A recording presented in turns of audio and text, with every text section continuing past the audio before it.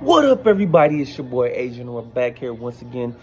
Gonna give my analysis on the breakdown of the Michigan Nebraska game. Yes, Michigan traveled to Nebraska, or the Lincoln to take on Nebraska in a big game. Nebraska 3-0 coming this game. Michigan's 2-1, but Michigan had played a harder schedule, mainly being that big one at Oklahoma. And Oklahoma got a huge win yesterday at home against Auburn. John Mateers, in my opinion, leading the Heisman. But with that being said, this was another big game. Bryce's second road start, the second of a two-game suspension for Sean Moore and Biff Poggi's doing a great job along with Chip Lindsey and Wink Martindale. But Michigan wins this game 30-27. Yes, they scored 30 points on the road, huge compared to the last performance they had at Oklahoma, like I previously talked about. They gave 27 points, but some of these points were little garbage points. But with that being said, let me get you here. I think Michigan dominated this game, the entire game, most of it. Nebraska stayed in it, but I think Michigan controlled this game like they know how to do. That being said, starting off this game, Michigan gets the ball, plays defense first. Nebraska drives down. Daniel Holgorsen, Dylan Ryler couldn't miss. They get all the way down inside the 10-yard line, fourth down. Michigan stuffs it, and that's it. We proceed to punt, and then it's not a great punt. It bounces about 15 yards forward. Nebraska gets it in great field position again inside territory, inside the 40.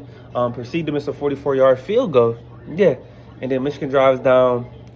A great play was about to be a backwards pass. Throws it to Samaj, gets it. Donald McCulley's wide open. Doesn't run the right route, breaks right. He throws it in the ball short. He was wide open. It should have been a touchdown. Michigan settles for 3. Then come back down playing great defense, and Michigan gets a pick.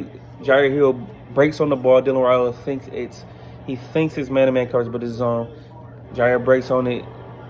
Cole Sullivan, who's been a stud this year for Michigan Commissioner, I said he was going to break out year, picks the ball. And what do you know? Proceed next play, a designed run. Bryce Underwood right up the middle.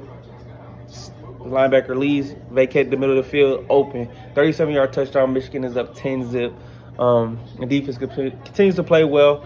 I'm all the way into the end of that first half where Michigan is up 17-10.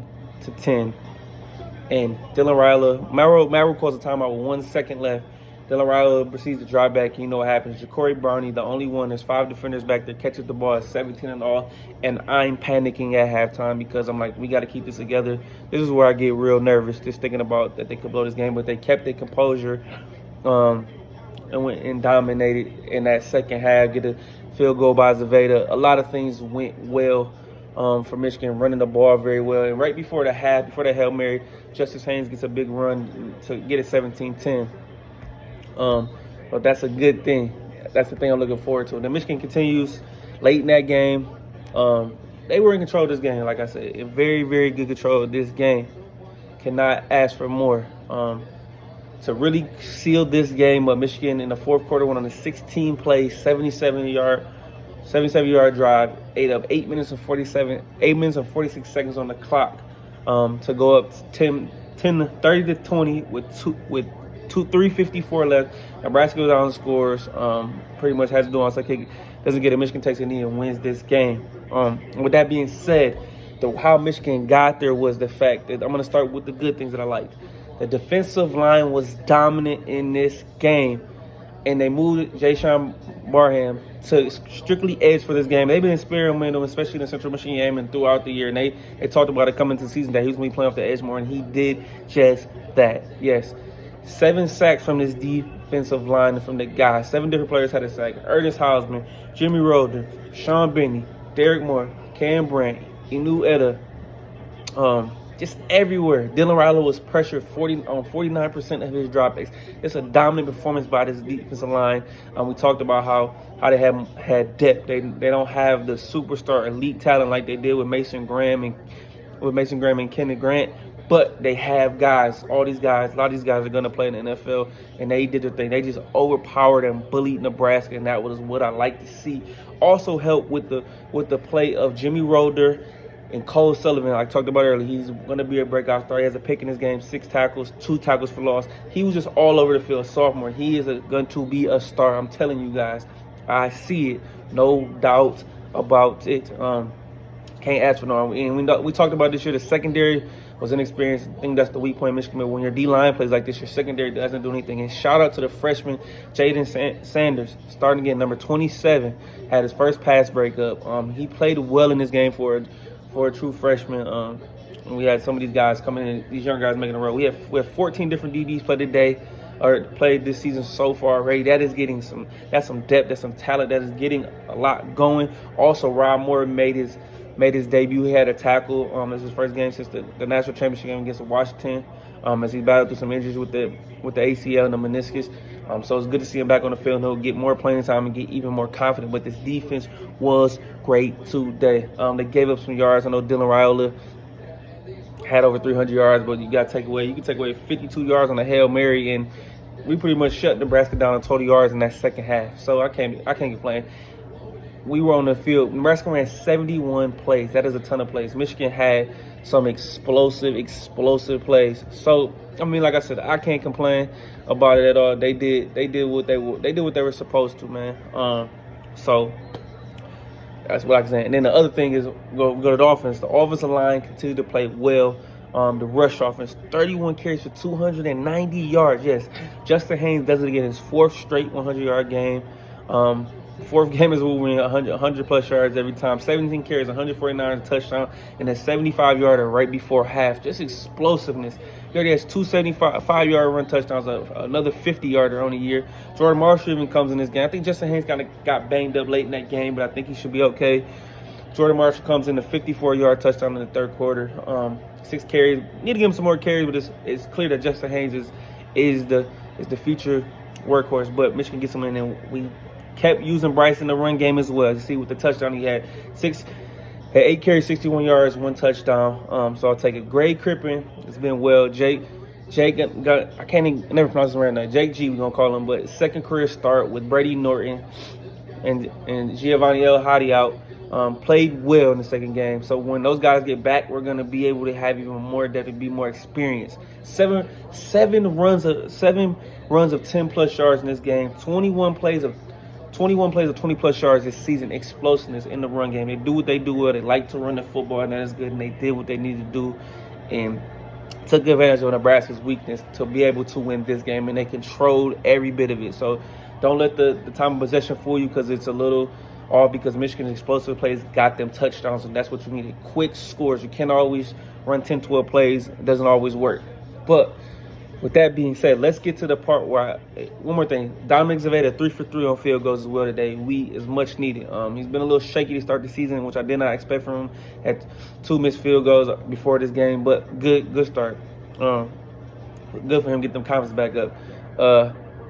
Like I said, the bad, more so, this is not on Bryce, but he was 12 for 22 for 105 passing yards. They did let him throw the ball more, let him open up. He ran the ball more.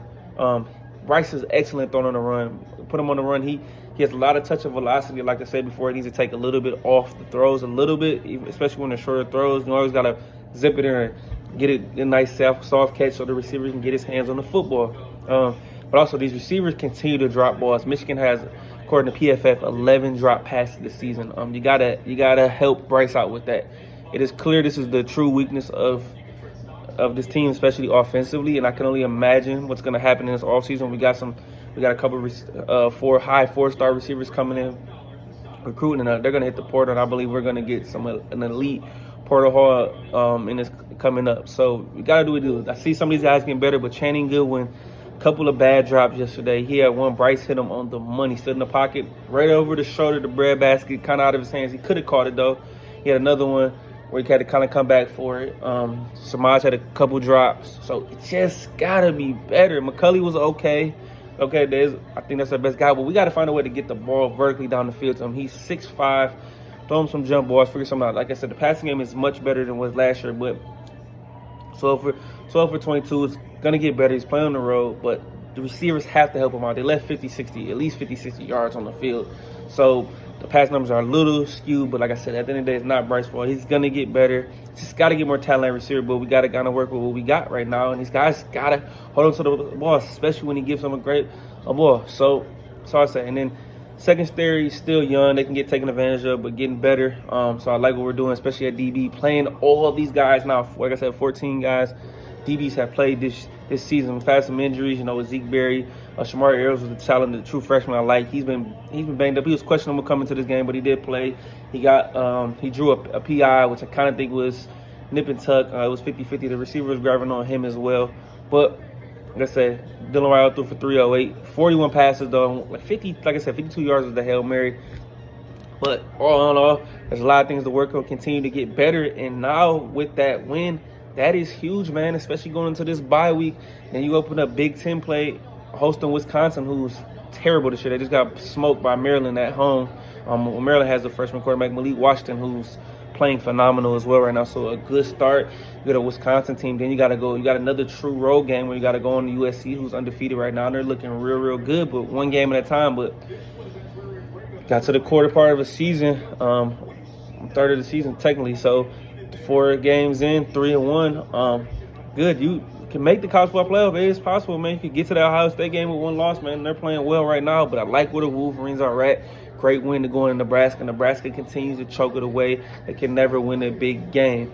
So we'll take it. Great win for the boys in blue. Stromore will be back for next game. Let's enjoy this bye week, guys. Just get rest up and get some of these guys healthy for this Wisconsin game and keep getting on to this season. And a nice start to the first part of this season. I love it, man. Hey, it's always go blue. I appreciate all of the support. Don't forget to subscribe to my channel. Follow me on Twitter. That's at Keeping the Score. Hey, it's your boy Adrian, and I'm out. Peace.